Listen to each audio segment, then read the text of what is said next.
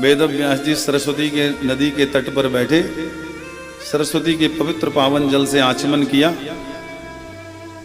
और भक्ति योग के प्रभाव से अपने मन को एकत्रित कर लिया।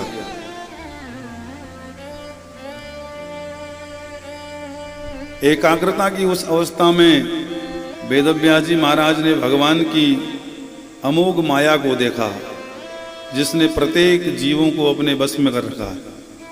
वेदव्यास जी समझ गए, इस माया के प्रभाव के रहते जीव कृष्ण भजन नहीं कर सकता। माया है जग ठगनी, ठगे गांव और देश। इस माया ने सबको ठग डाला, कोई छोड़ा ही नहीं। जिस ठग ने माया ठगी, उस ठग को आदेश। हम तो उस ठग के चरणों को प्रणाम करते हैं जिसने माया को भी ठग डाला। अब माया को ठगने वाला कोई बुद्धिमान, कोई साहसी नहीं हो सकता, कोई भक्तिवान हो सकता है। भक्ति के प्रभाव से माया भी विलज्जित हो जाती है, क्योंकि नारायण की भक्ति पवित्र है और माया दोष युक्त है। भगवान शाश्वत हैं, प्रबुद्ध हैं, पवित्र हैं, पावन हैं, शाश्वत, अति शाश्वत। पावना नाम च पावनम, पवित्र को भी पवित्र बनाने वाले। और माया मलिन सत्व स्वरूप है। माया की मलिनता यह है कि जो असत्य है उसे सत्य दिखा देती है, जो सत्य है उसे असत्य दिखा देती है। ये माया की विशेषता है, यही माया में मलिनता है। ये संसार जो असत्य है, इसको ऐसा चमका रही है माया कि यही सत्य लग रहा है, जीव इसी की ओर भाग रहा है। और हर चमकीली वस्तु सत्य हो, ये कोई गारंटी तो नहीं इस बात की। रात्रि के समय पतंगा भी चमकीली वस्तु की ओर भागता है और उस चमक को प्राप्त करने के चक्कर में अपने ही प्राण गंवा बैठता है पतंगा। तो संसार की यह चमक व्यभिचरित करने वाली है, नाश करने वाली है। क्योंकि यह अपने दर्शन से भोग वृत्ति को जन्म देती है, और व्यक्ति जब भक्ति के मार्ग में लगता है, उसकी मन बुद्धि अनुकूल होती है, तो वो योग के लिए अपने अंदर प्रवेश करता है, अपने घट में, कि मेरा अस्तित्व क्या है, मैं पैदा कहाँ से हुआ हूँ, मेरे पालन पोषण की व्यवस्था किसने करी, मैं किसका हूँ, किसने मुझे भेजा है, किधर मुझे जाना है, ये सोचता है, फिर विचार करता है भक्ति के प्रभाव से। तो इसलिए इस माया से कैसे जीव बचे, इस माया से मोहित होकर के यह जीव तीनों गुणों से अतीत होने पर भी अपने आप को त्रिगुणात्मक मान लेता है और इस मान्यता के कारण होने वाले अनर्थों को झेलता है। अपने आप को संसार का मानने वाला व्यक्ति संसार में होने वाले प्रत्येक अनर्थ का भागी हो जाता है। जो अपने आप को परमात्मा का मानेगा, वो किसी दुख के दावानल में फंसने वाला नहीं है। तब यह विचार करके उन्होंने सुंदर परमहंसों की संगीता, जो भगवान के अत्यंत निकट ले जाने वाली है, इस भागवत का निरूपण किया, रचना करी और इसे भागवत संगीता का निर्माण और पुनरावृत्ति करके इसे अपने निवृत्ति परायण पुत्र सुखदेव जी को पढ़ाया। पहले तो सुखदेव जी पढ़ने के लिए राजी नहीं हुए। अब बार बार समझाने पर भी जब सुखदेव जी राजी नहीं हो, क्योंकि सुखदेव जी तो मां के गर्भ से ही ब्रह्म का दर्शन करके पैदा हुए हैं, 12 वर्ष तक मां के गर्भ में ही रहे। जब भगवान ने आदेश दिया कि अरे सुखदेव जी मां के गर्भ से बाहर तो जाओ, तुम तो ब्रह्मा के संविधान का उल्लंघन कर रहे हो, इस तरह तुम्हें गर्भ में रहने के कारण जगत में अंधेरा हो रहा है, सबका बल क्षीण हो रहा है, तुम मां के गर्भ से बाहर निकलो। सुखदेव जी ने कहा प्रभु बाहर आपकी माया है, मैं तो यहीं सुखी हूं, मुझे यहीं रहने दो। भगवान ने कहा लेकिन ये तो मेरी व्यवस्था के विपरीत है, ऐसा करके तो मेरी आज्ञा का उल्लंघन हो जाएगा।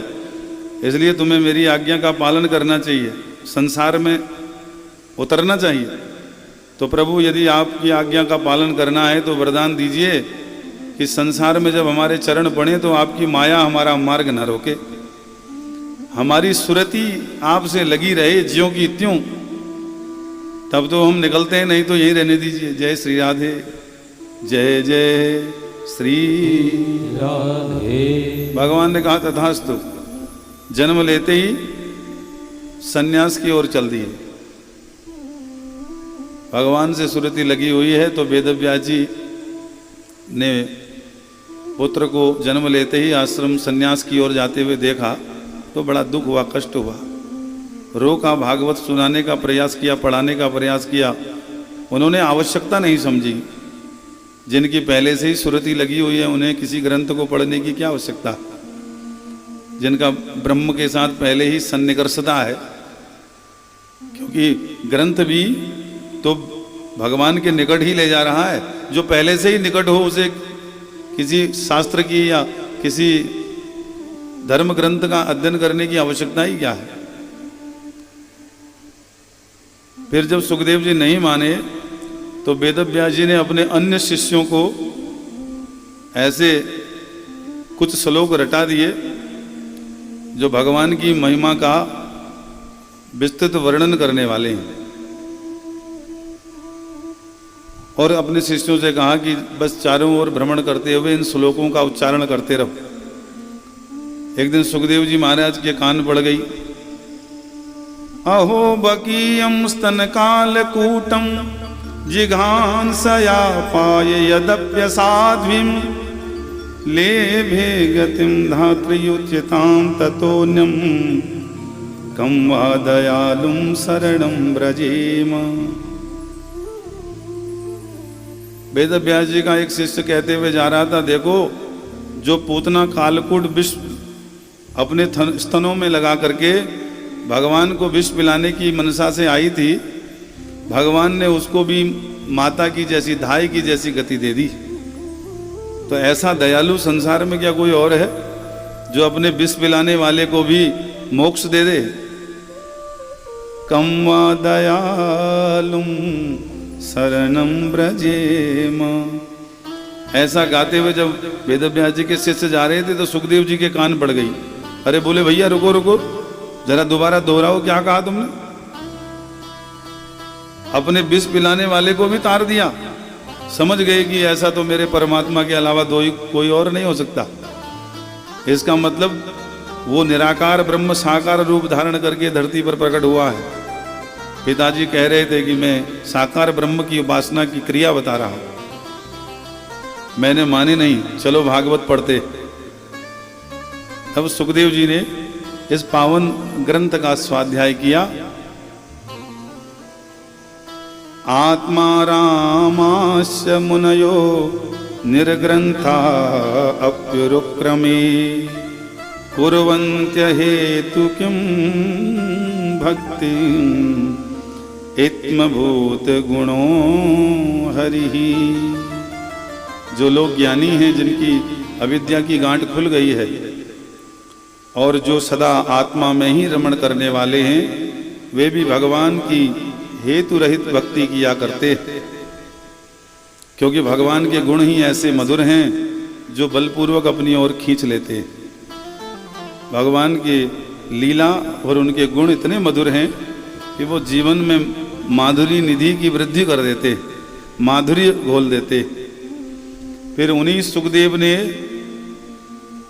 अपने पिताजी से ठीक से समझ करके इसी भागवत को राजा परीक्षित को पिलाया और राजा परीक्षित को जीवंत मोक्ष की प्राप्ति करा दी। जय जय श्री राधे।